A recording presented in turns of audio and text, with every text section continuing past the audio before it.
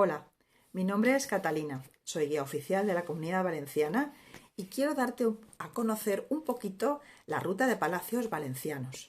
En esta ruta tenemos la posibilidad de conocer dos de los palacios más emblemáticos del centro histórico de Valencia, el Palacio Marqués de Dos Aguas, que hoy en día es el Museo Nacional de Cerámica y Artes Suntuarias González Martí. En una maravillosa decoración barroca y rococó tendremos ocasión de ver la colección de carrozas, la sala de baile, la sala de la cerámica y muchas cosas más. Después nos vamos a dirigir al Palacio de Cervelló, un palacio completamente diferente en el estilo, el neoclásico, y en donde suceden dos hechos muy importantes de la historia del siglo XIX de España ligados a la ciudad de Valencia. ¿Quieres saber cuáles son? Únete a las rutas culturales.